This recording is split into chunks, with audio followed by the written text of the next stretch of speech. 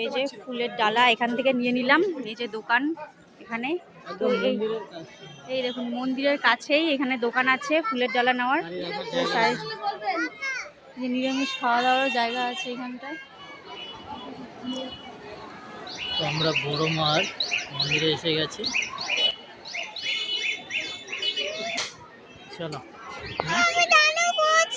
ঠান্ডা করছে, এখনই কমে যাবে। এই তো বাবা মায়ের ভিতরে এত মোবাইল দেওয়া কথা নেই।